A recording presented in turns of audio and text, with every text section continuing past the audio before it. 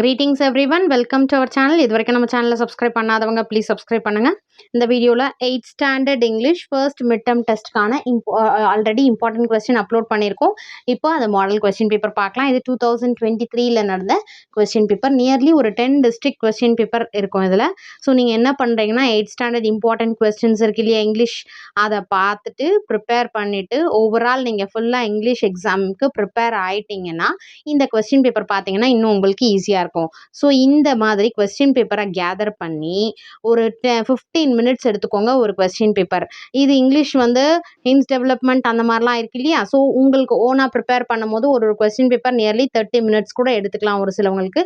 So உங்களோட capacity பொறுத்து நீங்கள் டைமை வந்து அலாட் பண்ணிக்கோங்க. நம்மளால் இவ்வளோ சீக்கிரம் முடிக்க முடியும் அப்படின்ற ஒரு கான்ஃபிடென்ட் உங்களுக்கு இருக்கும் இல்லைங்களா. அந்த மாதிரி நீங்கள் டைம் அலாட் பண்ணிக்கோங்க. அலாட் பண்ணிவிட்டு ஓரல் டெஸ்ட் எழுதி பாருங்கள் இங்கிலீஷில். ஸோ கிராமர் பார்ட் எது டிஃபிகல்ட்டாக இருக்குது, அடுத்து கொஸ்டின் ஆன்சர், ப்ரோஸ்லேருந்து எவ்வளோ கேட்டிருக்காங்க, போம்லேருந்து எவ்வளோ கேட்டிருக்காங்க. ஸோ ஒரு டிஸ்ட்ரிக்ட் வைஸ் வந்து இது வந்து கொஞ்சம் வேரி ஆகும். எல்லா டிஸ்ட்ரிக்ட்டும் ஒரே மாதிரி இருக்காது, டிஸ்ட்ரிக்ட் வைஸ் வேரி ஆகும். ஸோ நீங்கள் என்ன பண்ணுங்கள், எல்லா டிஸ்ட்ரிக்ட் கொஸ்டின் பேப்பரும் பார்த்தீங்கன்னா இதில் உங்களுக்கு ஒரு இங்கிலீஷ் எக்ஸாமுக்கான ஒரு மெயின் ஐடியா கிடைச்சிரும். ஸோ நம்ம இம்பார்ட்டன்ட் கொஸ்டின் வீடியோ பார்த்தாலே உங்களுக்குள்ள வந்து எதெல்லாம் ஃபஸ்ட்டு படிக்கணும், எது லாஸ்ட்டாக படிக்கணுன்ற ஒரு ஐடியா இருக்கும். அதே மாதிரி எது ரிப்பீட்டடாக கேட்டிருக்காங்க அப்படின்றதும் நம்ம பார்த்துருப்போம். ஸோ அந்த மாதிரி நீங்கள் ஷெட்யூல் பண்ணி படிச்சிங்கன்னா இன்னும் ஈஸியாக இருக்கும். இது வந்து இந்த மாதிரி நிறைய டிஸ்ட்ரிக்ட் கேதர் பண்ணும்போது உங்களுக்கு வந்து இன்னும் நாலேஜ் அதிகமாகும். எப்படின்னா இப்போது வந்து ஹின்ஸ் டெவலப்மெண்ட் ஒரே ஒரு தான் நீங்கள் ப்ரிப்பேர் பண்ணுவீங்க. பட் இந்த மாதிரி ஒரு 10 டிஸ்ட்ரிக்ட் கொஸ்டின் பேப்பர் ப்ரிப்பேர் பண்ணும்போது அதில் நீங்கள் என்னென்ன மிஸ்டேக் பண்ணுறீங்கன்றதை நீங்களே செல்ஃப் அனலைஸ் பண்ணலாம். ஸோ உங்களை நீங்களே டெவலப் பண்ணிக்கலாம். அதனால் மார்க்ஸ் வந்து நல்லா வரும். சரிங்களா. ஸோ நீங்கள் வந்து பண்ண வேண்டியது என்னென்னா இதை ரிப்பீட்டடாக வந்து ப்ராக்டிஸ் பண்ணணும் டெய்லி. இதை வந்து ஒரு கொஸ்டின் பேப்பர் ஒரு நாளைக்கு வச்சுக்கோங்க. பட் எக்ஸாம் நெருக்கத்தில் இருக்கிறதுனால மேக்ஸிமம் வந்து ஒரு நாளைக்கு வந்து ஒரு 2-3 கொஸ்டின் பேப்பர் முடிக்கிற மாதிரி பாருங்க. எல்லா சப்ஜெக்ட்டும் வந்து இம்பார்ட்டன்ட் கொஸ்டின் வீடியோவும் அப்லோட் பண்ணியிருக்கோம், ப்ளஸ் மாடல் கொஸ்டின் பேப்பர் வீடியோவும் அப்லோட் பண்ணியிருக்கோம். அதனால நீங்கள் வந்து என்ன பண்ணணும்னா கொஸ்டின் பேப்பர் ஒரு டிஸ்ட்ரிக்டில் நடந்த கொஸ்டின் பேப்பர் ஒரு நாள் ஒரு சப்ஜெக்ட்ன்ற மாதிரி வச்சுக்கோங்க. வச்சுட்டு நீங்கள் ஃபினிஷ் பண்ணிகிட்டே வாங்க.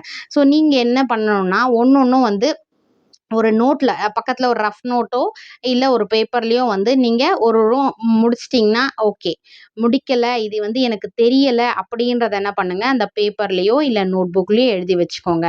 எழுதி வச்சுட்டு ஃபைனலாக நீங்கள் வந்து என்ன மிஸ்டேக் பண்ணுறீங்க, எங்கே வந்து லேக் ஆகுறீங்கன்றதை நீங்களே வந்து அனலைஸ் பண்ணி நீங்கள் உங்களை வந்து கரெக்ட் பண்ணிக்கலாம். சரிங்களா.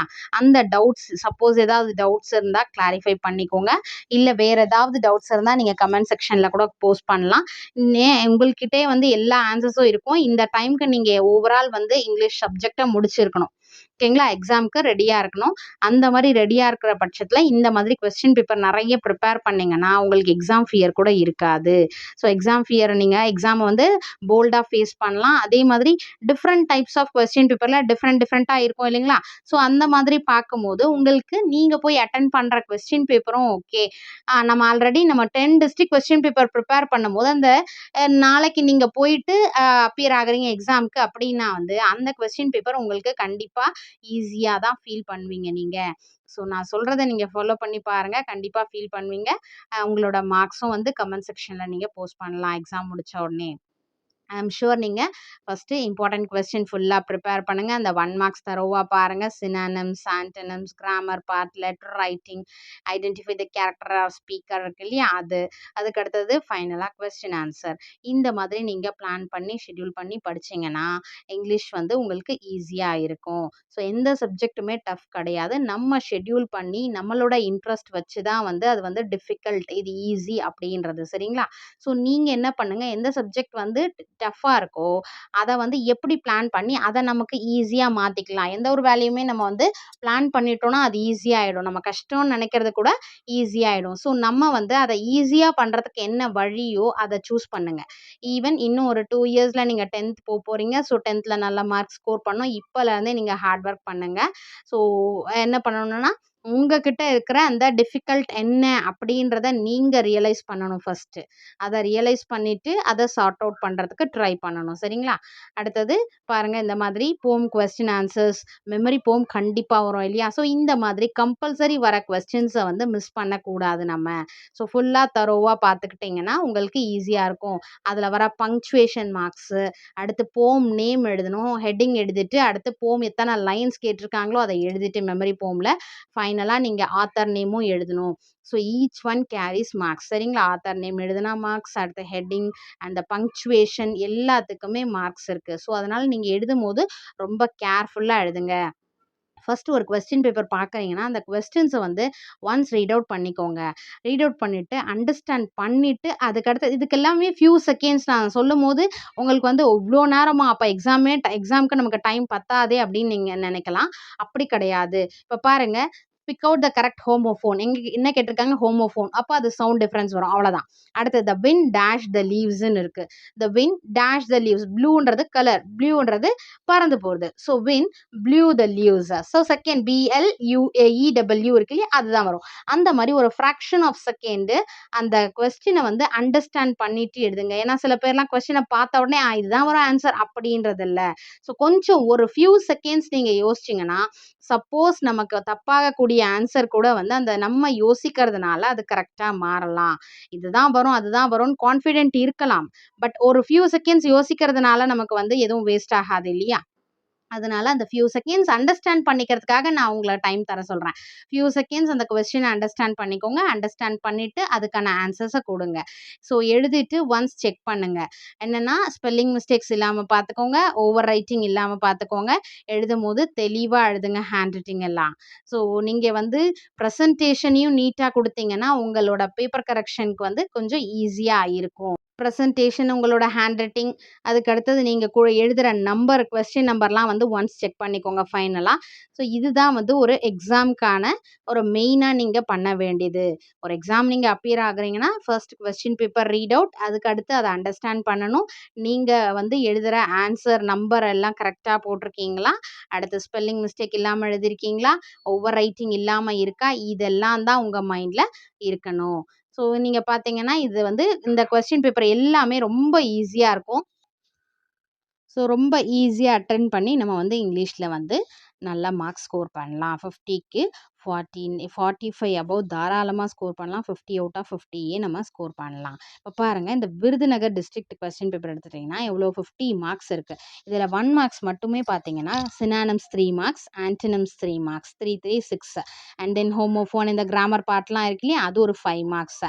6 + 5 11 மார்க்ஸ் வந்துருச்சு. 50ல 11 மார்க்ஸ் இப்போ நம்மகிட்ட 1 மார்க்லயே வந்துருச்சு. And then grammar part 11 + 5 16 marks grammar part. 1 மார்க்க பொறுத்தவரைக்கும் நம்ம கால்குலேட் பண்ணிட்டு வரோம். ஸோ இதுவரைக்கும் 16 மார்க்ஸ் வந்து 1 மார்க்ஸ்ல வந்துடுச்சு. அடுத்து இப்போ கொஸ்டின் ஆன்சர்ஸ் வருது. 2 marks questions. So question answer ஃபைனலா வச்சுக்கலாமா? எவ்வளோ 1 மார்க்ஸ் மட்டும் வருதுன்னு பார்க்கலாம்.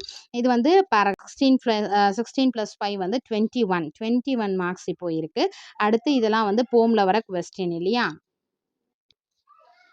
ஸோ போம்ல வர கொஸ்டின்ஸு. அடுத்தது பார்த்தீங்கன்னா, கேரக்டர் அண்ட் ஸ்பீக்கர் 21 + 3 வந்து 24 மார்க்ஸ். அடுத்தது லெட்டர் ரைட்டிங் கம்பல்சரி நம்ம படிக்க சொன்னோம். 24 + 5 29 அண்ட் தென் 30, 31, 32, 33 மார்க்ஸ் ஹின்ஸ் டெவலப்மெண்ட்டோட. ஸோ 50க்கு 33 மார்க்ஸ் நமக்கு வந்து ஈஸியா கொஸ்டின் ஆன்சர் இல்லாம நமக்கு வந்துடுது. ரிமைனிங் கொஸ்டின் ஆன்சரும் பேராகிராஃப் கொஸ்டினும். ஸோ ரொம்ப ஈஸி இல்லையா? 35 மார்க்ஸ் வந்துருச்சுன்னு வச்சுக்கோங்க. ரிமைனிங் எத்தனை மார்க்ஸு?